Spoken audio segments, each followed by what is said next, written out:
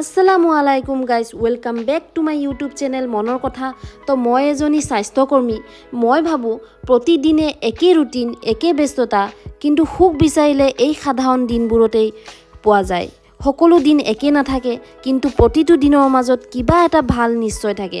আজিও আগৰ দৰে কাম আছে, ব্যস্ততা আছে, কিন্তু সেইবাবে জীৱনটো উপভোগ কৰাটো বন্ধ নকৰোঁ। অজুহাত দিবলৈ কাৰণ বহুত থাকে। সময় নাই, ভাগৰি গৈছোঁ, কাইলৈ কৰিম, কিন্তু সপোনবোৰ অজুহাতত পূৰণ নহয়।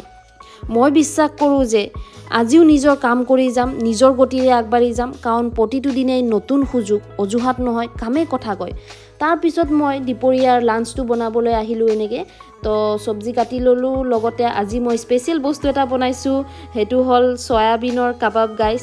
তো চয়াবিনটো ভালদৰে গুড়ি কৰি লৈ এনেকৈ চয়াবিনৰ কাবাব বনালোঁ। তাৰপিছত মই দুপৰীয়াৰ আহাৰটো খাই ল'লোঁ, খায়ে ডিউটিলৈ যাবৰ কাৰণে ৰেডি হৈ গ'লোঁ গাইজ। মই যিহেতু আপোনালোকে জানে ডিউটিটো মোৰ ওচৰতে, গতিকে খোজকাঢ়ি গৈছোঁ। ইমানেই ৰ'দ দিছে গাইজ, ক'লা ছাতি এটা লৈহে গৈছোঁ গৰমত।